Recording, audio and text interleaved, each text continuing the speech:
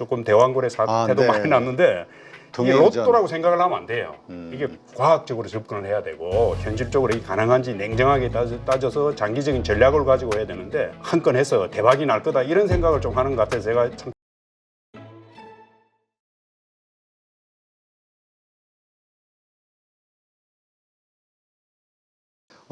책에서 자주 그 에너지 안보는 국가 생존과 연결이 네, 된다 이런 표현을 쓰셨는데요. 네. 어떤 의미로 저희가 이해를 해야 될까요? 우리나라가 그 석유, 천연가스, 석탄이 전혀 나지 않지 않습니까? 네. 그래서 이제 100% 수입을 하고 있는데 에너지 최빈국인데 에너지 소비에 있어서는 전 세계에서 거의 최고 수준입니다. 네. 그러니까 미국에 버금가고 우리보다 훨씬 잘 사는 영국보다 에너지를 2배 이상 우리가 소비를 하고 있습니다. 에너지 과소비국이죠. 아, 그래요? 예, 예. 그런데 그 요즘 이제 또 어떤 분들은 앞으로 석유와 천연가스를 쓰지 않은 시대가 온다. 네. 근데 뭐하러 이제 우리나라 동해에 뭐 탐사를 하느냐 이런 얘기까지 하는데 석유와 천연가스는 21세기도 주 에너지원이 될 거거든요. 네. 거기다가 수요는 계속 늘어나는데 전 세계 유전 가스전이 새로 발견되는 게 점점 줄어들고 있습니다. 그래요? 네네네. 그래서 우리가 이전에 이제 그 전 세계 석유가 뭐 40년 고갈설, 네. 1970년대 40년 고갈설이 나왔는데 지금 뭐 50년이 지난 지금 현재도 한 7, 80년이 남아 있습니다. 그러다 보니까 이제 뭐 사람들이 석유는 계속 나오는 모양이라고 생각하는데 석유는 하나 만들어지는데 몇백 년, 수백만 년이 걸립니다. 그리고 그동안은 이제 전 세계 다니면서 열심히 석유를 찾아서 그런데 그게 네. 점점 줄어들고 있어요. 그래서 공급은 앞으로 줄어드는데 수요는 계속 늘어나고 그래서 앞으로 석유와 천연가스 확보 전쟁이 굉장히 심각해지는데 우리나라는 100% 수입을 해야 되고 네. 그다음에 우리나라는 수입을 해서 자체 소비만 하는 게 아니고 원유를 도입을 해서 그거를 정제해서 석유 제품을 만들거나 석유 화학 제품을 만들어 또 수출합니다.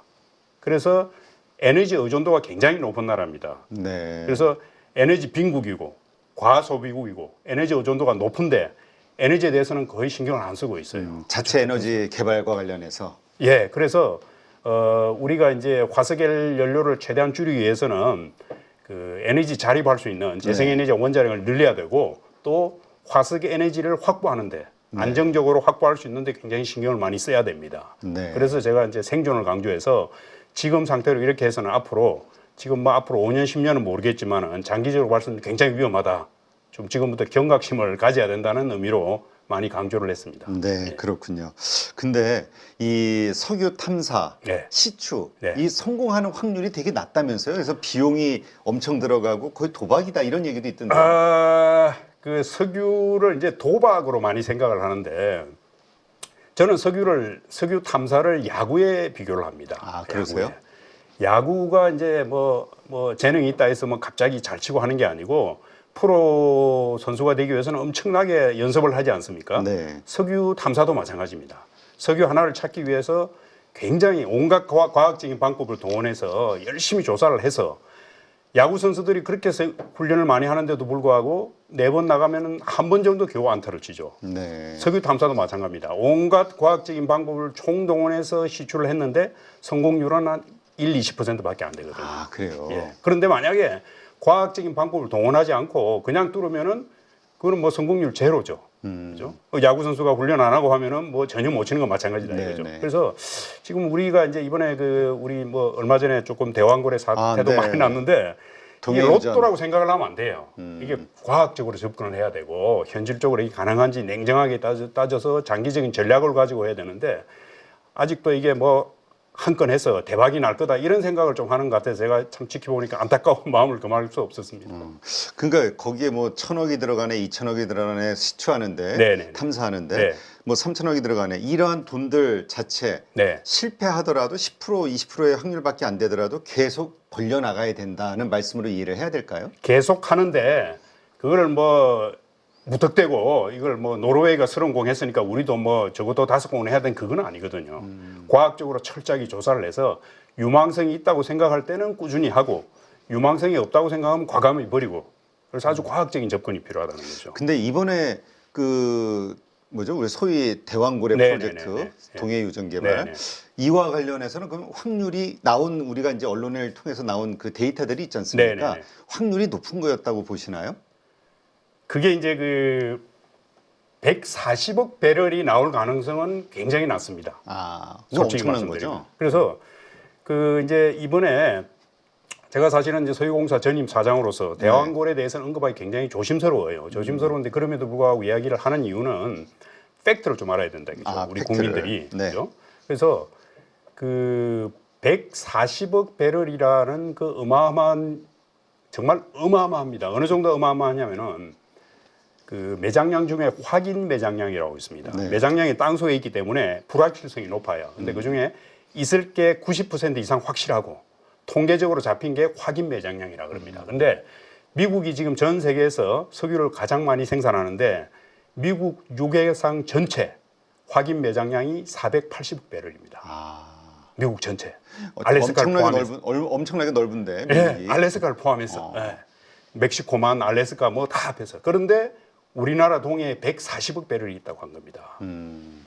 이건 이게 좀 너무 지나치게 과장이 과장된 거죠. 과장된 거고 또 하나 성공률 20%라고 하는 것은 140억 배럴이 20% 확률로 있을 거다 이렇게 이제 이해를 많이 했는데 그걸 잘못 전달한 거죠. 아, 이 석유 탐사에 있어서 성공률이라는 것은 지올로지컬 성공, 지질학적 성공률, 지올로지컬 찬스 오브 석세스라 그래서 그게 굳이 개발이 가능할 정도에 찾지 않아도 네. 한 5m, 10m만 찾아도 지질학적으로는 성공이라고 봅니다. 그 성공률이 20%인 거죠. 아, 네. 그래서 140억 배럴 있을 가능성도 별로 없고 또 성공률 20%가 지질학적 성공률이라는 것을 고려를 하면은 이번에 이것은 일종의 저는 사태라고 이야기하고 싶습니다. 아, 좀 그러니까 우리가 너무 큰 기대를 갖게 그러니까 뭔가 좀 그 정상적인 그 개발 사업으로 보기는 어려웠다. 그렇죠. 조금 이상한 의아한 부분이 많이 있었죠. 그러면 예. 이러한 어떤 데이터를 네. 봤을 때 네, 네. 개발 그럼에도 불구하고 개발하는 게 맞았다고 보세요? 아니면 맞습니다. 예, 예. 그러니까 이게 문제가 이게 과장했다는 게 문제지 과장했다는 개발하는 거- 것 자체는 맞습니다. 문제가 아니다. 제가 조금 더 설명을 드리면은 그 우리 국민들 대부분이 모르고 있는데 우리나라에 그 이미 산유국이 되었습니다. 그네. 우리나라가 2004년부터 2021년까지 17년 동안 동해에서 천연가스를 생산을 했습니다. 아 그래요? 예, 오. 모르셨죠? 네. 예, 예. 지금은 안 합니까? 그게 이제 2021년에 생산이 종료가 됐어요. 고갈이 된 거죠. 네. 17년이나 생산을 했습니다. 아. 천연가스도 생산하고 천연가스와 함께 초경질유 콘덴세이터라고 하는 원유도 생산을 했어요. 아 그래요? 그래서 우리나라의 동해에 그 천연가스를 추가로 발견할 가능성이 충분히 있습니다. 원래 예, 나왔었으니까. 예. 그래서 제가 석유공사 있을 때 사실은 그 심해 시추도 했습니다. 네. 제가 있을 때 2021년도에. 그런데 이제 그 시추상에 좀 문제가 생겨가지고 목표층에 도달하지 못하고 안타깝게 끝났거든요. 그래서 제가 이제 퇴직할 때 석유공사 그 직원들한테 우리나라 동해는 이 천해 지역에서 동해 가스전에서 가스를 생산했고 네. 심해에 최근에 그 대형 가스전들이 많이 나오고 있거든요. 네. 그래서 우리나라도 충분히 가능하니까 시추를 계속해야 된다 이렇게 강조를 하고 나왔는데 갑자기 140억 배럴이 나오니까 아, 그 이건 아니다. 생각하셨던 게 이제 그거였는데 그 그렇죠. 정도는 아니었다. 140억 배럴이 아니라 한 10억 배럴 정도만 나와도 상당한 거거든요. 예를 들면 저희 그 제가 대우 인터내셔널 근무할 시절에 네. 미얀마 가스전을 아. 이제, 발견해서 그 미얀마 지금 현재는 이제 대우 인터내셔널이 포스코 인터내셔널로 바뀌었습니다. 네, 네. 포스코 인터내셔널의 그 이익의 굉장히 큰 부분을 그 미얀마 가스이 차지하고 있습니다. 그게 이제 원유로 환산하면은 7억 배럴 정도 됐어요. 아. 미얀마 가스전이. 네. 그런데 그게 어느 정도 규모냐면은 2000년부터 2010년까지 동남아시아 전체에서 발견한 유전 가스전 중에 최대 규모였습니다. 10억 배럴, 7억 배럴만 돼도 네. 7억 배럴. 그래서 우리나라 동해 가스전에 10억 배럴 정도만 나와도 사실은 규모가 어마어마한 거거든요. 충분히 경제성도 있고.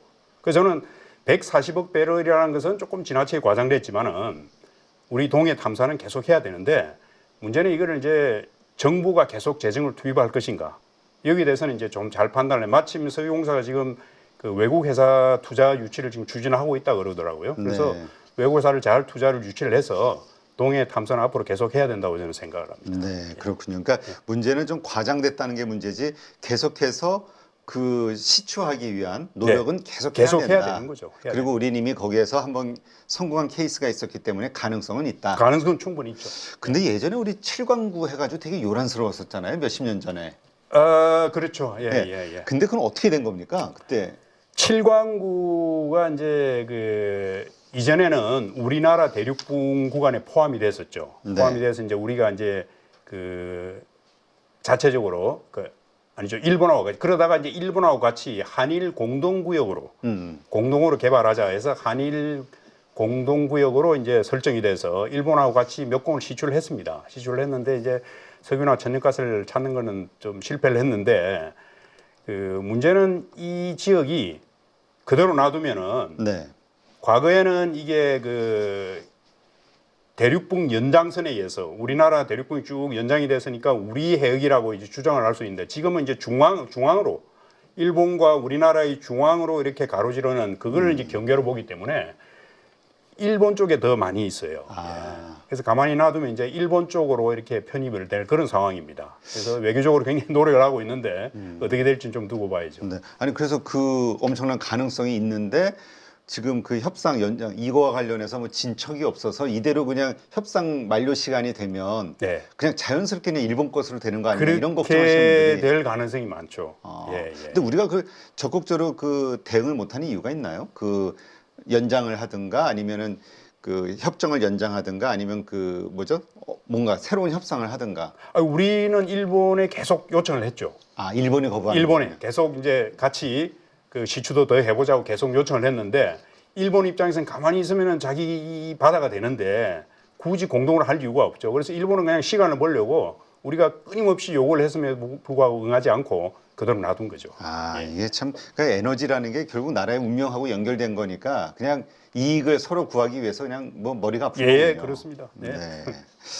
근데 직접 아까도 말씀하셨지만 미얀마 가스전 네. 우리 언론에도 상당히 크게 나왔던 걸로 제가 기억이 되는데 네, 네. 그때 개발할 때 네, 네, 네. 그 겪으셨던 어떤 아주 힘든 뭔가 우리가 이 에너지 개발을 한다는 게 이 정도로 힘들다 뭐 좀 얘기해 주실 만한 사례가 있을까요? 어느 에너지 정도? 개발을요. 네. 저희 이제 미얀마 가스 같은 경우는 특히 많이 힘들었습니다. 이게 제가 그 아주 젊었을 때 석유공사에 근무를 했습니다. 네. 석유공사에 이제 한 5년 근무하다가 대우그룹 그 당시에 이제 대우그룹이라고 있었죠. 김무중 회장님이 그때 이제 대우그룹에서 이제 자원개발을 좀 확대한다 해서 제가 대우로 이제 옮겨가서 네. 거기서 이제 미얀마 사업을 시작하게 된 거죠. 그래서 미얀마라는 나라가 이제 김무중 회장님이 그 굉장히 관심을 가진 나라 중에 하나였습니다. 베트남, 뭐 미얀마, 우즈베키스탄. 그래서 미얀마 정부가 김우중 회장님에게 이제 그 다른 사업도 많이 하고 있는데 석유 개발, 가스 개발에 좀 참여를 해달라 요청이 들어왔습니다. 그래서 제가 당시 이제 팀장으로 있어서 미얀마에 가서 자료를 보고 그 A1 광구라는 걸 선정을 했습니다. 선정을 했는데 그리고 이제 계약을 관건 계약을 체결하는 도중에 대우그룹이 무너졌지 않습니까? 네, 그렇죠. 예, 그래서 그 채권단이 인수를 해서 그 모든 해외 프로젝트를 다 중단을 시켰습니다. 근데 그런 상황에서 이제 그 저희가 이제 채권단을 설득을 했습니다. 이건 처음부터 돈을 뭐 몇백억 투자하는 게 아니고 단계별로 조금씩 투자해서 우리가 이 사업성이 있으면 다음 단계로 넘어가고 그 다음에 본격적으로 이제 시추할 때가 되면은 외국 투자자를 유치해서 하겠다. 이렇게 이제 승인을 해서 그 설득을 해서 겨우 승인을 받아서 이제 사업을 추진을 한 거죠. 그 이제 가능성이 있다 데이터를 바탕으로 선정하시고 나서 예. 성공하기까지 기간이 얼마나 걸린 건가요? 저희가 그 2000년도에 관건 계약을 체결을 했어요. 이제 시추하기 전에 물리 탐사라 그래서 이제 그 이 지진파를 쏘아 가지고 땅 속의 구조를 조사를 하는 작업을 합니다. 그래서 그 작업을 하는데 2, 3년 걸리고 해서 그다음 시추 준비하는데 그래서 2003년에 시추를 시작해서 2004년 1월에 그러니까 계약 체결하고 거의 4년 만에 이제 발견을 했고 네. 그 다음에 발견하고 나서 이게 바로 생산이 되는 게 아니거든요. 또 평가정이라 그래서 몇 공 더 뚫고 개발 공사도 하고 또 가스 판매 계약도 하고 해서 거의 뭐 저 관건 계약하고 나서부터 거의 13년 만에 가스 생산이 시작됐습니다. 그러면 이제 우리 대왕고래, 우리 소리 동해유전 개발 이것도 정말 십수년의 어떤 그 노력이 있어야지만 만약에 있다 하더라도 뭔가 성과를 거둘 수 있는 걸로 봐야 되는 거군요. 그렇죠. 만약에 이제 가스를 찾는다 그러면은 예를 들어 이제 우리가 그 17년 생산했던 동해 가스전 네. 그게 98년도에 발견을 했습니다. 아. 그리고 2004년부터 생산을 했거든요. 6년이 걸렸어요. 네. 근데 그거는 비교적 규모가 작은 거였거든요. 근데 규모가 좀 큰 경우에는 평가정도 많이 시출을 해야 되고 공사도 많이 해야 되기 때문에 아마 그 한 뭐 7억 배럴, 10억 배럴 정도 규모의 가스전이 나온다 그러면은 적어도 8년, 10년 정도 걸린다고 봐야 됩니다. 네, 그렇군요. 네. 아, 그렇게 그 장기적인 안목을 가지고 해야 되는 거고 또 네. 확률적으로도 이게 상당히 좀 인내심이 필요한. 인내심이 필요죠. 네. 예, 장기적인 전략을 가지고 접근을 해야 됩니다. 아, 그렇군요. 네. 이게 막 갑자기 뭔가 우리가 막 황금 노다지가 쏟아지는 것처럼 생각하면 그렇죠. 안 되는 네, 거군요. 맞습니다. 네. 네. 지금 한국에서는 이제 어떤 에너지를 네. 차세대 에너지가 될 것이냐에 대한 논쟁들이 좀 있는 것 같아요. 원자력, 네. 뭐 수소, 네. 뭐 바이오, 뭐 여러 가지가 좀 예, 있는데 네, 네, 네. 어떻습니까? 보시기에. 그 우선 바이오 에너지는 그 재생에너지, 신재생에너지에 포함이 되는데 바이오라는 것은 이제 그 생물체를 태우는 거지 않습니까? 네. 그러면 화석연료하고 똑같이 생물체를 태우기 때문에 이산화탄소가 발생을 합니다. 그래서 사실은 그 화석연료 못지않게 바이오 에너지를 연소하는 과정에서 이산화탄소가 많이 나오는데 왜 이걸 자꾸 신재생, 친환경으로 하느냐 하면은 식물이 자라는 동안 광합성 작용을 하지 않습니까? 아. 이산화탄소는 흡수를 하거든요. 네. 그 흡수하니까 나중에 연소할 때 나가는 거 상쇄된다. 그런데 과연 흡수하는 양하고 연소할 때 나가는 게 상쇄될 수 있느냐? 거기에 대해서 실제로 환경론자들이 반대를 하는 사람들이 많이 있습니다. 네. 바이오 에너지를 친환경으로 하면 안 된다. 이런 반대 주장을 많이 하고 있습니다. 그리고 또 바이오 에너지를 하기 위해서 뭐 나무를 베고 거기 그 바이오용 그 연료용 나무를 심어야 될 거 아닙니까? 그렇죠. 또 오히려 환경이 또 훼손된다 이거죠. 그래서 바이오 에너지는 절대 장려해서는 안 되는 에너지라고 생각이 되고요. 수소는 아마 상당히 좀 기술 개발이 좀 앞으로 진행이 될 겁니다. 현대차가 뭐 공식적으로 다음 그 에너지는 네.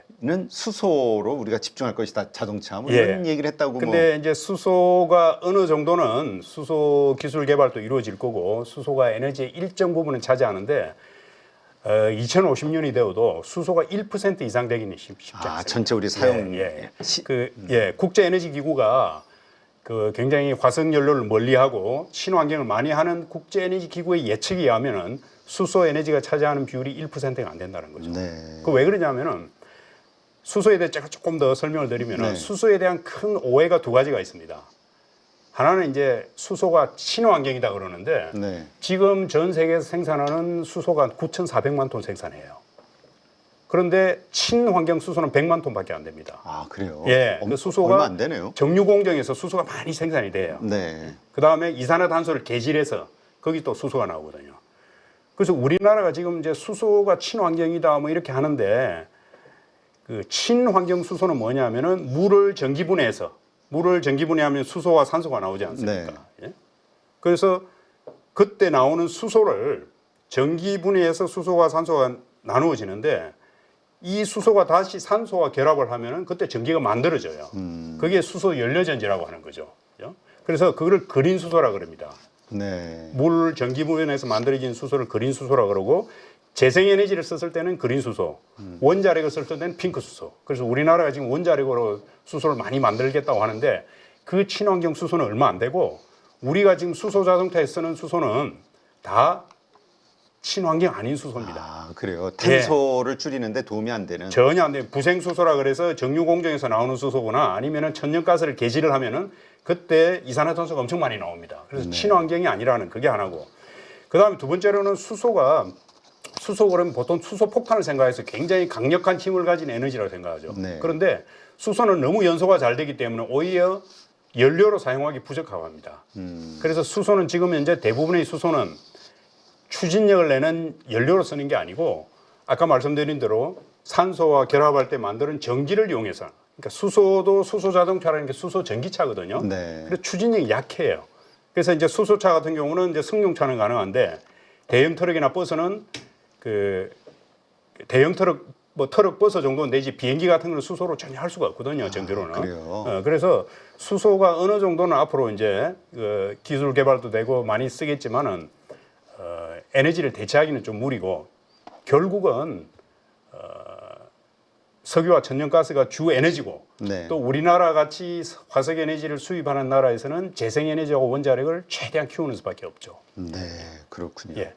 근데 뭐 여기에 핵심은 탄소를 줄이자 이게 네. 핵심이잖아요. 네, 그래서 네, 뭐 유럽에서 시작은 됐습니다만 어쨌든 뭐 전 세계적으로 이 화두가 기후라는 어떤 네. 화두를 통해서 탄소를 줄여야 된다는 공감대를 넓혀가는 그런 상황인데 이 탄소 전쟁이라고까지 표현되는 이 상황. 하지만 지금 가장 많은 탄소를 배출하는 나라가 성장률이 가장 높은 인도나 중국 중국이죠. 여기란 말이죠. 네, 네, 네. 여기는 값싼 네. 연료 가지고 막 네. 어떤 기업의 경쟁력을 네. 통해서 자꾸 성장을 만들어 나가는데 다른 나라들이 계속 비싼 신재생이나 그 외의 에너지를 통해서 경쟁을 하는 이 상황이 네. 계속 유지가 될까에 대한 의문이 있다 이런 얘기 하시는 분들도 있어요.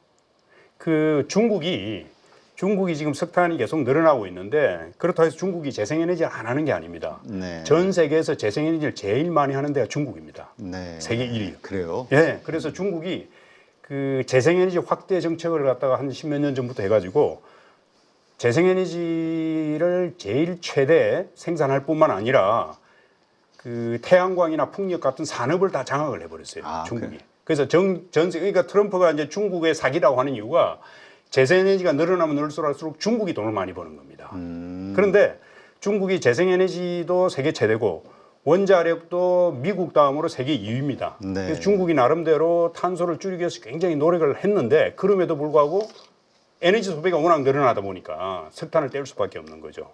그래서 중국, 인도, 또 인도네시아 같이 경제 성장하고 인구가 늘어나는 국가에서는 탄소가 계속 늘어날 수밖에 없거든요. 네. 그래서 우리나라 같은 경우는 참 잘 생각을 잘해야 되는데 우리나라 같은 경우는 OECD 선진국이라고 하지만은 그 유럽이나 일본만 해도 에너지 소비가 줄어듭니다. 네. 근데 우리는 에너지 소비가 늘어나거든요. 네.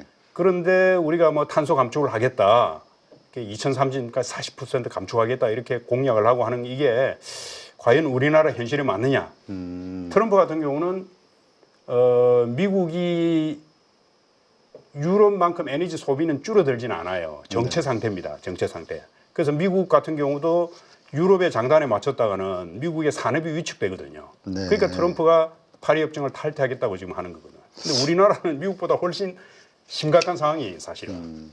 그냥 이도저도 뭐 명분과 함께 이런저런 할 우리가 어떤 배부른 상황이 아니다. 아니다 이거죠. 예, 우리도 예. 당장 생존을 걱정해야 그렇죠. 되는데 예, 예. 그렇다면은 값싼 에너지를 어떻게 더 눈치를 봐가면서 더 오래 쓸 것이냐가 오히려 더 화두인데. 그렇죠. 그러니까 우리나라 입장에서는 탄소 감축에 대해서는 조금 약간 이렇게 좀 이렇게 그 신중한 입장을 취해야 되고요.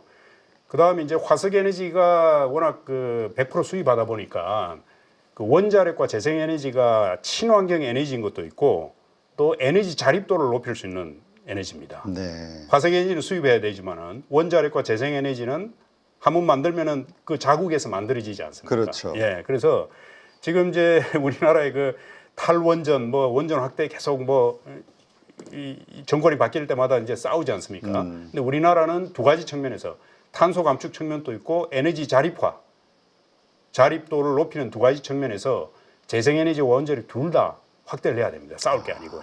왜냐하면 둘 다 상당히 불리한 입장이에요. 네. 그 원자력 같은 경우는 우리나라가 원자력으로 생산한 전기가 전체 전기의 30% 되는데 전 세계 평균은 9%밖에 안 돼요. 우리나라 많네요. 원자력 비율이 굉장히 높습니다. 근데 원자력을 하기 위해서는 이제 그 주민 수용성, 원자력 새로운 부지를 하려면 주민들을 설득해야 되지 그렇죠. 않습니까? 그런데 그 문재인 정부 때 이제 그 탈원전을 주장하다가 윤석열 정부에는 원전 확대를 주장하는데 그럼에도 불구하고 신규 원전 건설 계획이 아직 없습니다. 네. 말로만 이제 말로만 하고. 확대지. 그 문재인 정부 때 그 건설을 취소했던 신한울 3, 4호기를 다시 하기로 결정한 것 외에 새로운 부지를 선정해서 하는 작업을 사실은 해야 되는데 못 하고 있죠. 예. 그래서 주민 수용성 문제가 있고 그다음에 핵 폐기물 문제. 그래서 그렇죠. 우리나라가 원전을 확대하기가 쉽지 않거든요. 네.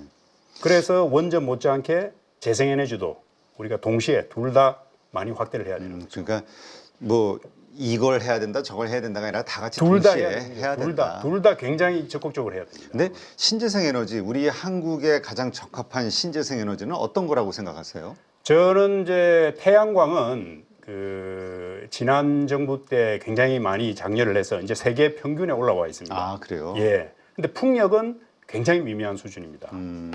왜냐하면 이제 풍력을 하려면 이제 바람도 좋아야 되지만은 땅이 넓어야 되거든요. 그 거대한 그 풍력 발전기를 설치를 해야 네. 되니까. 그래서 이제 우리나라는 풍력 발전을 하기에 여건이 좋지 않았는데 해상에 우리 얼마든지 풍력 발전을 할 수가 있거든요. 네. 그리고 더군다나 이제 요즘은 그 연안도 연안이지만 그 먼 바다에 물 위에 떠 있는 부유식 해상 풍력을 이제 요즘 많이 하고 있습니다. 네. 그래서 우리나라도 이 삼면이 바다로 둘러싸여 있기 때문에 바다 쪽에 해양 부유식 해상 풍력을 앞으로 좀 많이 키워야 된다고 생각합니다. 네, 그렇군요. 자, 그렇다면 우리가 이제까지 자원 빈국이라는 표현을 많이 쓸 정도로 없는 게 네. 뭐 너무 많은데 네네. 이 에너지 강국이 될 수 있을까? 이것도 또 가능하다고 보는 분들이 있는 것 같아요. 시나리오가 있을까요? 에너지 강국이 될 수는 없죠. 아예 될 냉정하게 수는 없다? 말해서는. 예, 에너지 강국이 되려면 에너지가 있어야 되는데 예를 들어서 원자력하고 재생에너지를 이제 자체적으로 굉장히 많이 한다, 설사 한다 하더라도 원자력이나 재생에너지로 만드는 건 전기지 않습니까? 그렇죠. 전기는 외국으로 보낼 수가 없잖아요. 그러니까 호주 같은 나라가 그 땅도 넓고 네. 하기 때문에 재생에너지를 많이 해요. 근데 보낼 방법이 없지 않습니까? 그렇죠. 그래서 에너지 강국이라는 것은 결국은 그 재생에너지 원자력 가지고 있다고 되는 게 아니고 화석 에너지를 많이 가지고 있는 나라가 에너지 강국. 결국은 우리나라는 에너지 강국은 될 수가 없죠. 네. 예. 그러니까 결국은 우리가 어떻게 자체적으로 필요한 것을 그 여러 가지 요인에 의해서 불안정한 공급이 되지 않도록 네네. 안전하게 여러 가지 루트를 만들어 놓는 것이냐 여기에 달려 있는 거고요. 맞습니다. 맞습니다. 그러니까 우리나라 같은 경우는 재생에너지 원자력을 최대한 확보하고 그다음에 화석 에너지를 어떻게든 안정적으로 공급받을 수 있도록 해외 유전 가스 개발에 적극적으로 참여하고 또 이게 공급 수입 루트가 끊기지 않도록 그 신중하게 외교적으로는 또 상업적으로 잘 처신을 해야 되는 거죠. 네, 사실 요즘 뭐 기후 위기 네. 이야기하면서 이 우리가 화석 연료에 대한 비중을 줄이지 않으면 네. 정말 엄청난 대가를 치르게 될 것이라는 보고서들이 많이 쏟아지고 있잖아요. 네네네. 근데 아까 말씀하셨듯이 트럼프는 이거는 중국이나 유럽의 어떤 전략이다 네. 해가지고 그냥 파리 협정을 탈퇴하려고 하는 탈퇴하려고 거고 하죠. 예. 우리 이 뭐라 그럴까요? 고래 싸움에 등 터진다고 하는 이 새우 입장인 우리 네, 네, 한국의 네. 입장에서는 네. 어떤 에너지 정책이 가장 현명한 것일까요?